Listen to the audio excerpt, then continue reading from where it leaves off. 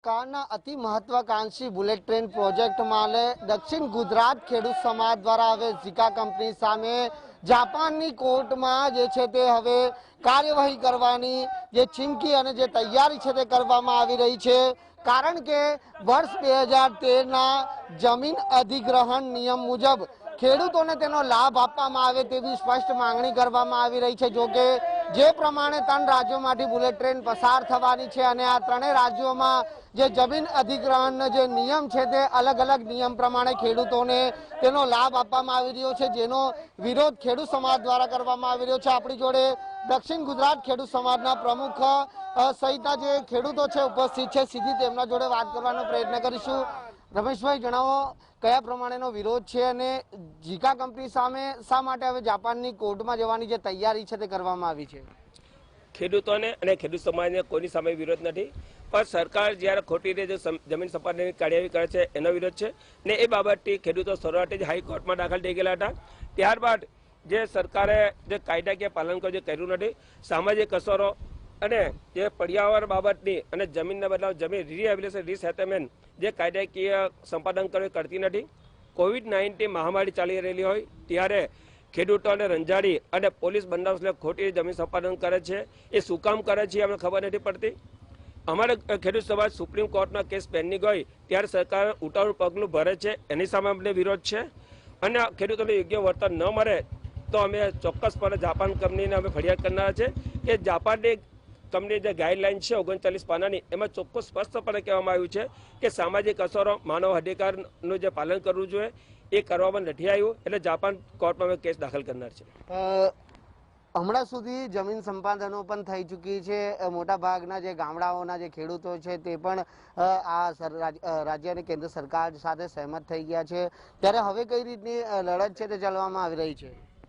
જમીન સંપાદનની જે કાર્યવાહી થઈ રહી છે એ નથી થઈ। સરકાર જે બને જૂથાણું ચલાવે છે, આજ સુધી 40% જેટલી બી જમીન સંપાદન નથી થઈ।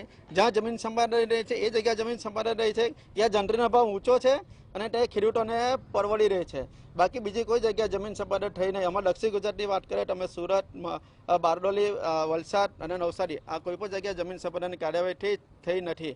પરંતુ જે જમીન સંપાદનની જે વાત છે, ખેડૂત સમાજ જે મુદ્દો લઈને ચાલે છે કે જમીન સંપાદન 2013ના જમીન સંપાદન કાયદા પ્રમાણે જમીન સંપાદન થાય। 2000 મલ્ટી સ્ટેટ પ્રોજેક્ટ છે એટલે 2013નો જ કાયદો લાગુ પડે, પરંતુ ગુજરાત સરકાર જમીન સંપાદનના કાયદા પ્રમાણે જમીન સંપાદન કરી રહી છે। એ ખેડૂતોને કોઈ પણ રીતે પરવડે તેમ નથી, વળતરમાં ખેડૂતોને પરવડે તેમ નથી, એટલે ખેડૂતોનો અધિકાર હનન થઈ રહ્યું છે, સરકાર દાબદબા કરી રહી છે, એટલે એના વિરોધમાં અમે ઝીકા કંપની સામે જવા તૈયારી છે। ખેડૂત દક્ષિણ ગુજરાતની વાત કરવામાં તો કેટલા ખેડૂતોની જમીન બુલેટ ટ્રેનમાં જે છે સંપાદન થઈ રહી છે અને કેટલા ખેડૂતો હમણાં સુધી એગ્રી થયા છે? એગ્રી થવાની જો વાત હોય તેમાં જે આ સુરત જિલ્લાના જે 3 કે 4 ગામો છે એના જ ખેડૂતો એગ્રી થયા છે, એમની જંત્રી ઊંચી છે એટલે એના માટે, પરંતુ એ 4 ગામની જમીન સંપાદન પણ થઈ નથી, ખાલી હજુ ખેડૂતો એગ્રી થયા છે, સેટલમેન્ટ થયું છે।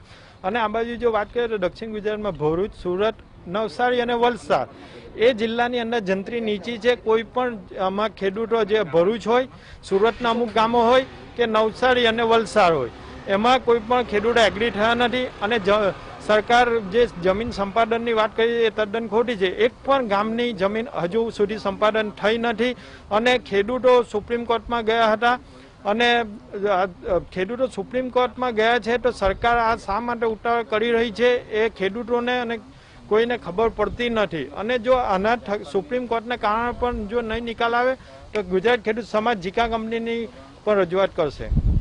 તો બિલકુલ આપણે જે પ્રમાણે સાંભળ્યું હશે કે દક્ષિણ ગુજરાત ખેડૂત સમાજની એક જ માંગ છે કે જે પ્રમાણે રાજ્ય સરકાર છે તે જમીન અધિગ્રહણ નિયમના હિસાબે જે ખેડૂતોને લાભ આપવાની વાત કરે છે, પરંતુ ખેડૂત સમાજની એક જ માંગ છે કે વર્ષ 2013ના જમીન અધિગ્રહણ નિયમ પ્રમાણે જમીન સંપાદન થવી જોઈએ અને તેના તમામ જે હકો છે તે ખેડૂતોને મળવા જોઈએ। પરંતુ જે પ્રમાણે 3 રાજ્યોમાંથી આ બુલેટ ટ્રેન પસાર થવાની છે ત્યારે એ જે હકો છે તે અલગ અલગ રીતે આપવામાં આવી રહી છે અને જેના કારણે ખેડૂતોને પરવડે તેમ નથી, જેથી કરી 2013ના જમીન અધિગ્રહણ નિયમ મુજબ લાભ આપવામાં આવે તેવી માંગ સાથે હવે ઝીકા કંપની સામે ત્યાં જાપાનની કોર્ટમાં જે છે તે હવે ધામા નાખવાની તૈયારી છે તે દક્ષિણ ગુજરાત ખેડૂત સમાજ દ્વારા કરવામાં આવી રહી છે। કેમેરામેન સાથે રાકેશ ભટ્ટ,